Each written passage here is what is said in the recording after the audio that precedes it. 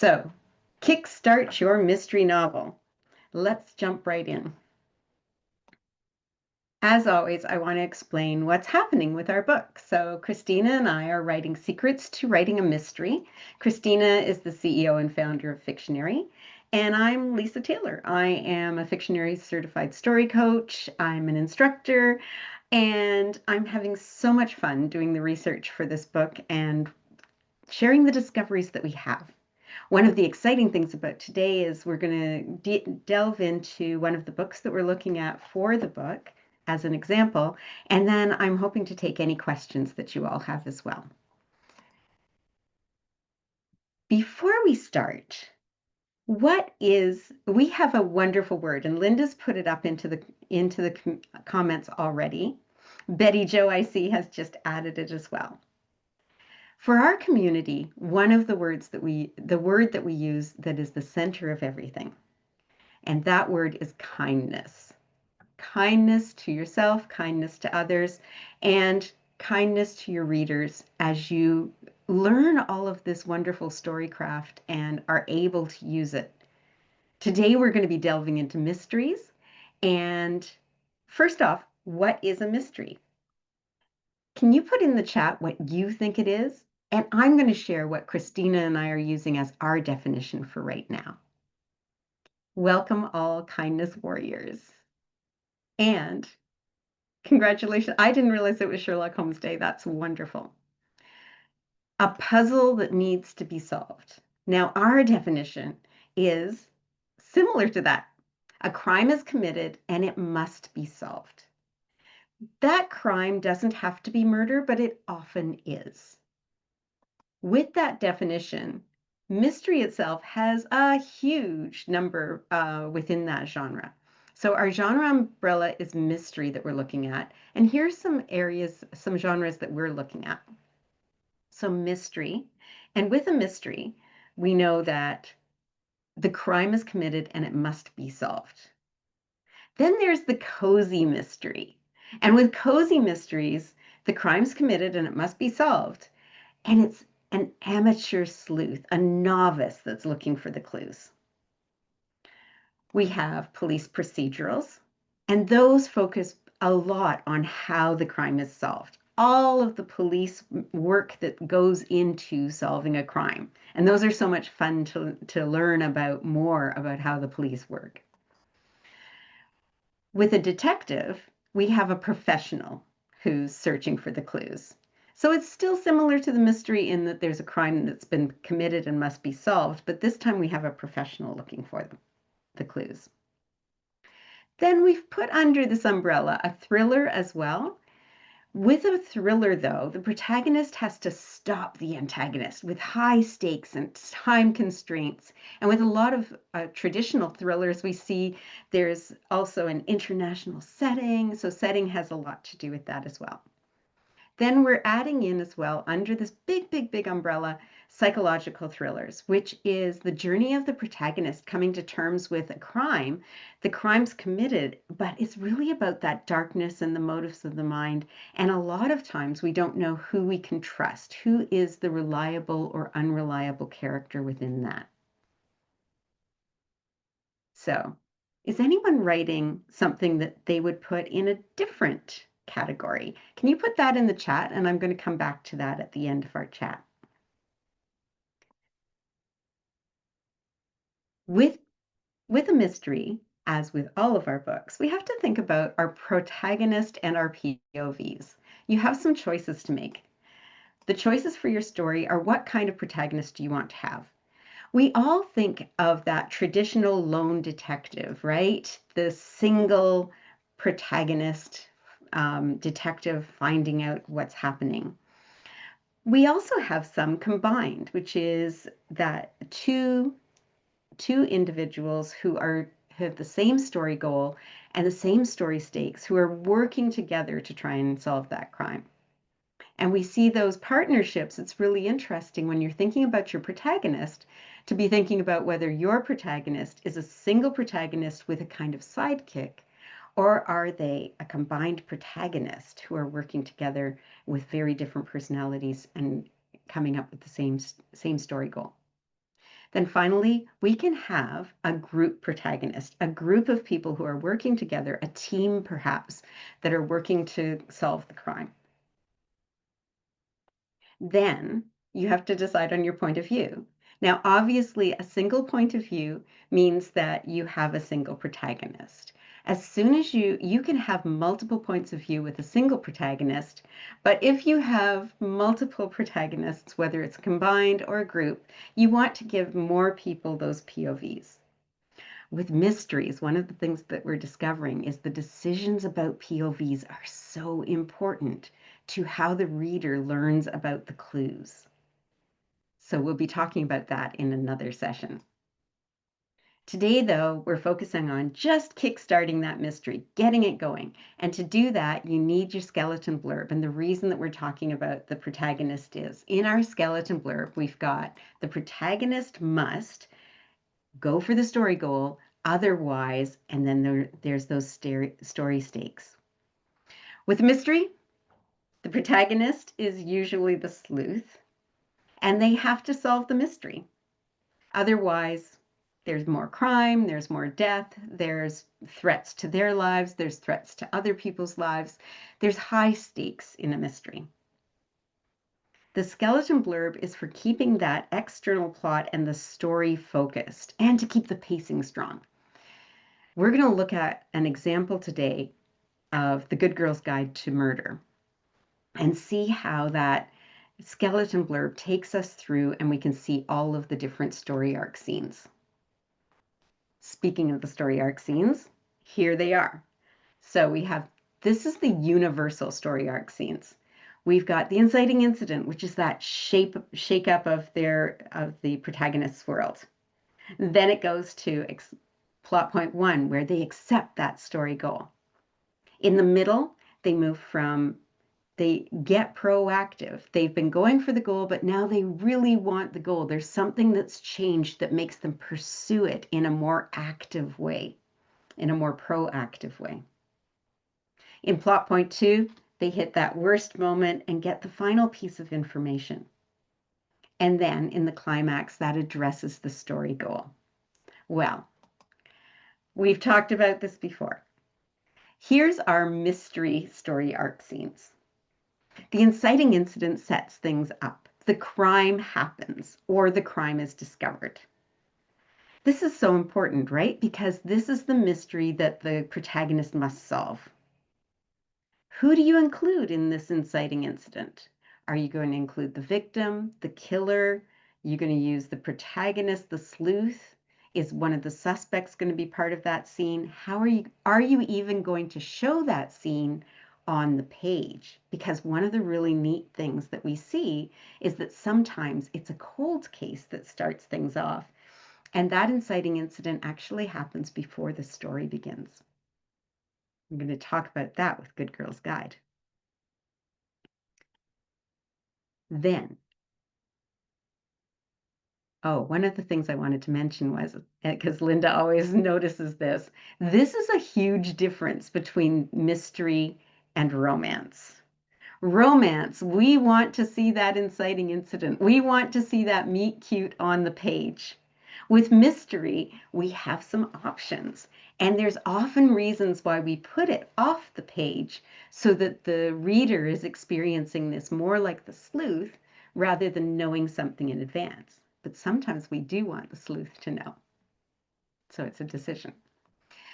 With plot point 1, remember this is the moment where they accept the story goal. Your protagonist accepts the story goal. And so in this case, plot point 1 happens when the sleuth says, okay, I will solve this mystery for whatever reason. Often with a cozy, this is the point where we discover their connection to the crime. Maybe they've been accused. Maybe their brother has been accused. Maybe they were the one that found the body, and so they really want to figure out what's going on. There are lots of different reasons why the amateur sleuth might take part in this mystery. So that's why we love cozies, right? How do they get hooked into this mystery? After plot point 1, we start to see the suspects coming in, and there's there's often that goal, those goal attempts are trying to figure out what happened in the mystery. Then we get to the middle plot point. Well, remember, traditionally we're moving from the more reactive to proactive. The first half of Act Two is trying to determine that the death wasn't random. They're going to start to try and figure things out. There can even be a second dead body. And if so, that's great, especially if it's like a key suspect that's been taken out because of this death. In the middle, it can be a false victory or a defeat, a moment where they feel like they've solved everything. We've found that in a number of our books. Or it can be a moment where they really feel like there's a bigger threat or something happening to them. Plot point two. Love plot point two, right? The lowest point and that last clue. Without this clue, they can't get to the final climax. This is a big change in the story direction too. Here, another person might die. They have been eliminating the suspects, so they're really a narrow pool of suspects at this point. And the criminal, the murderer, the antagonist has been putting up some of those roadblocks. Remember, moving from the middle plot point to plot point two, we're hitting a lot of external pressures. And of course, a lot of those external pressures come from the suspects, whether they're hiding that they actually were the culprit or whether they're hiding something else that makes them look very guilty. The sleuth has to work through all of that in that section. By plot point two, they're not sure, sometimes the reader's not sure that this can be solved. They may even give up to some extent. But there's something that they find out, some piece of information or something about themselves that pushes them to the climax. So it's a mystery. And just like in a romance where we have the happily ever after, in a mystery, what we love is the solving of that mystery. And we're talking about the kind of traditional mysteries here. The sleuth has been working. You find that murderer, you find the culprit, something happens that they are often brought to justice, but not always. And that's another key that we've discovered. So, because we have this, we can use the universal outline to set up our mystery story arc. And for that, today, I'm going to take us into Good Girl's Guide to Murder. So we've got this awesome little book. If you haven't read it yet, I apologize in advance. There will be a spoiler at the end of this. I'll try to say it in a way that if you haven't read it, it's not giving it away too much. And Brandy has just mentioned maybe that this would be a thriller, and I'm going to show you how we take it through and it matches the mystery story arc scenes for this case. Now, we're jumping right in. Here we have the Fictionary app, of course, and we're going to use, this is the universal outline that I'm using in this case. We're going to follow the structure of the outline from outlining a novel. So this has got the basics for how to outline any novel, and we're going to go in that order because it's an easy way to do that. In this case, we're going to be going into plot point one. So in plot point one, in Good Girl's Guide, we should probably put in our skeleton blurb first, right? Let's do that. So I'm going into the story blurb. This is an old one, so I'll get rid of that. So in this case, we do have a protagonist. I'm going to put her in a minute. The story goal is to solve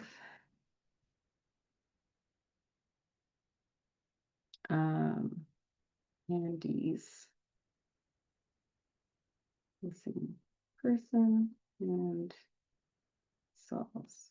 I'm going to say the truth. Find the truth about Andy's disappearance and Saul's guilt. So this is a cold case in this case. So she's going to go back and try and discover, and she actually says in her capstone project,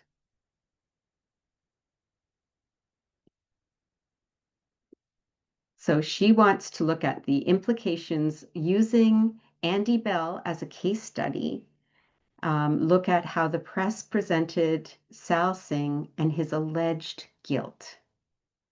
So that alleged guilt gives us the indication that she wants to prove what truly happened with Andy. That's our mystery. And I see lots of questions, so I'm going to be coming back. Okay, so she's going to find out the truth about Andy's disappearance. The story stakes, she's going to find the murderer. That is what she's really trying to do. So we're going back to kind of the basics of what a mystery is. She's going to try and find the murderer. The story stakes are huge for her. It's a whole town stakes, really. The stakes are for herself, for personal safety. There's her family. There's the town and the Singhs. Everybody is impacted by this story. Now, let's add in our cast of characters. We're going to add a character. I'm going to give Pip just her short name.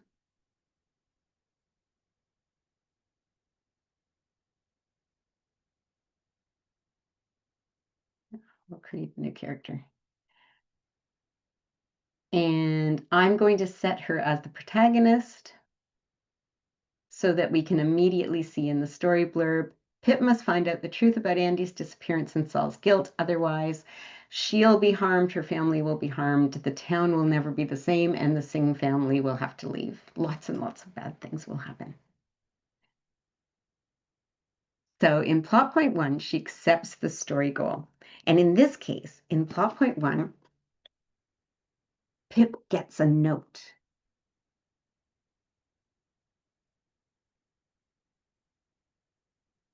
Pip finds a note in her sleeping bag early in the story that says, "Stop digging, Pippa." And she doesn't know who's put that in, but this is the moment. So Pippa finds note. And this is the cool thing of what happens in this book. When she finds the note, instead of being a thing where she's like, I'm a teenager, I'm just doing a capstone project, I'm not going to do this anymore. Instead, it's Pippa. She says, I'm not going to tell anybody about this note, but this proves that there was something else going on, and I'm going to find out the truth. That's what she does with that information. So Pippa really accepts the story goal at that point. Now, if we go back, how can we shake up her world so that this all happens? Well, the crime was committed actually before the story, and it's told in backstory. We get it through the capstone project and also through small mentions that she has with Ravi in the very first chapter. So in this case, we've got an inciting incident that actually happens before the story begins. She begins to take it on when she decides to do it as a capstone project. But one of the things that we learn quickly about Pippa is that she's never believed that Sal was guilty. So this is something that she's gone in to try and, it's been something that's been in the back of her mind, and she uses the capstone project to get herself involved. Let's go next to that climax scene. Well, she has to solve the murder. Now, I did promise I was not going to give anything away, so I'm just going to say Pippa confronts the killer. That's enough for now, but we do know that there is a scene very close to the end of the book, where Pippa actually goes and confronts the killer and everything comes out, right? One of those brilliant moments where we find out all the details about how this actually happened. Then let's go back to plot point 2. Darkest, deepest moment.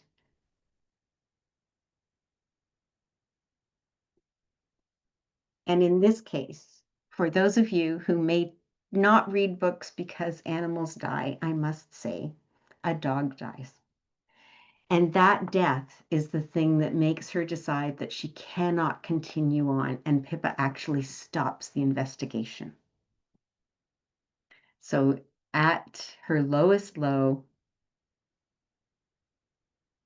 Pippa's dog dies. And this is after she's done everything the killer wanted. So she follows the instructions, she destroys all of her stuff, and her dog still dies.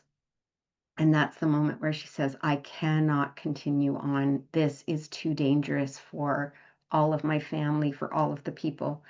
This cannot continue on.